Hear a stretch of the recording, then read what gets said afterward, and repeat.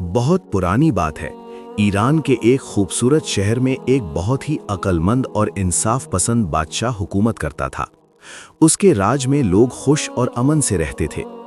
एक दिन एक गरीब लेकिन ईमानदार नौजवान जिसका नाम फरीद था, एक जंगल से गुजर रहा था। वो शहर जा रहा था ताकि काम ढूंढ सके। रास्ते में उसने देखा कि एक अमीर ताजिर के घोड़ों का काफिला जा रहा था। अचानक एक घोड़े के जीन यानी सैडल से एक चमड़े का बैग थैला नीचे गिर गया। फरीद ने चिल्लाकर ताजिर को रोकने की कोशिश की, लेकिन काफिला तेजी से आगे निकल गया और उसकी आवाज किसी ने न सुनी। फरीद ने वो बैग उठाया। बैग काफी भारी था। जब उसने खोला तो उसकी आंखें फटी की फटी रह गईं। उसमें सोने के सिक्कों की ढेर थी। एक गरीब इंसान के लिए ये एक नसीब खुलने जैसा था, लेकिन फरीद एक ईमानदार आदमी था। उसने सोचा, ये पैसा मेरा नहीं है, ये उस ताजर का है जिसने मेहनत से कमाया होगा। मुझे उसे वापस करना चाहिए। उसने ताजर के काफिले का पीछा करने का फैसला किया, लेकिन रास्ता लंबा था और सूरज ढलने वाला था। कुछ देर बाद एक अजनबी जिसका नाम करीम था वहां से गुजरा। वो दिखने में एक भले मानस जैसा लगता था। फरीद ने उस पर एतबार करते हुए बताया कि क्या हुआ था और बैग दिखाया।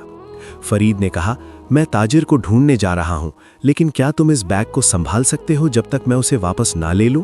मुझे डर है कि रास्ते में चोर मिल सकते हैं।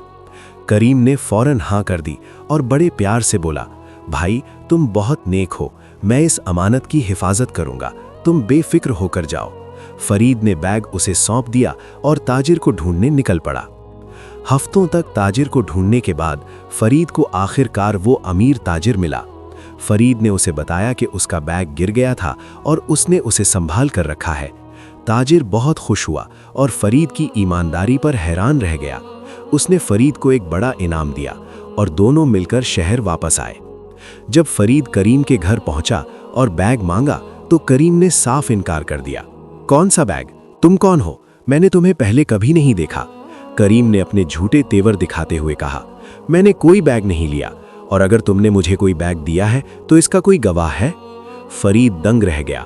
वो जानता था कि वहां उन दोनों के सिवा कोई नहीं था। उसके पास कोई गवाह नहीं था। करीम ने उसे घर से निकाल दिया। जलील और दुखी होकर फरीद बादशाह के दरबार में गया और पूरी दास्तान सुनाई।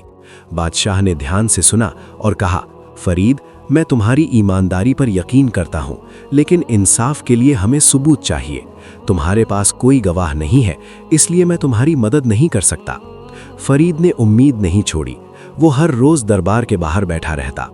आखिरकार एक दिन बादशाह की नज़र उस पर पड़ी। बादशाह ने उसकी आंखों में सच देखा और एक आइडिया सोचा। अगले दिन फरीद और करीम दोनों को दरबार में बुलाया।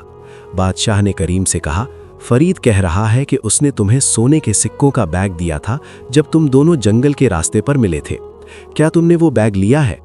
करीम ने दृष्टता के साथ कहा, बादशाही सलामत, ये झूठा है। मैंने ऐसा कोई बैग नहीं देखा और ना ही इससे मिला। अगर ऐसा होता तो कहाँ मिला था? बादशाह ने पूछा, क्या तुम इस बात की गवाही दे सकते हो कि वहां कोई नहीं था? करीम ने जल्दी में कहा, हाँ बादशाह, वहां उन दो लोगों के सिवा और कोई नहीं था। बादशाह मुस्कुराया। उसने फरीद की तरफ देखा और कहा, फरीद, तुमने बताया था कि जब तुम दोनों जंगल में मिले थे वहां 3 और भी मौजूद थे। क्यों नहीं बताया उनके बारे में? फरीद दंग रह गया। उसे कुछ समझ नहीं आ रहा था। लेकिन करीम डर गया और सोचा कि क्या किसी ने हमें देख लिया था। बादशाह ने चिल्लाकर कहा, लाओ उन तीनों गवाहों को। दरबार के लोग हैरान थे कि ये गवाह कौन है। कुछ देर बाद एक पुराना जंगल का मालिक और 2 छोटे बॉयों को दरबार में लाया गया। बादशाह ने मालिक से पूछा, क्या उस दिन जब ये दोनों जंगल से गुजर रहे थे, क्या तुमने कुछ देखा? मालिक ने कहा, नहीं बादशाह, मैं तो अपने पेड़ों को संभालने में बिजी था। बादशाह ने दोनों बॉयों से पूछा। उन्होंने भी मना कर दिया। लेकिन करीम का चेहरा सफेद हो गया था। उसने सोचा कि इन लोगों ने उसे जरूर देखा होगा। वो रोने लगा और बादशाह के पास गिड़गिड़ाने लगा, बादशाह, मुझे माफ कर दें, मैंने फरीद का बैग लिया था, लेकिन मैं डर गया था। बादशाह ने करीम पर सख्त हुक्म किया और उसे सजा सुनाई और फरीद की ईमानदारी के लिए उसे बड़ा इनाम और बैग वापस दिया। फरीद की सच्चाई की जीत हुई। नतीजा, ये कहानी हमें सिखाती है कि ईमानदारी हमेशा जीत जाती है, चाहे कितनी ही मुश्किलें क्यों ना आए। सच्चाई को सबूत की ज़रूरत होती है, लेकिन जब एक इंसान दिल से सच बोलता है तो किस्मत भी उसकी मदद करती है।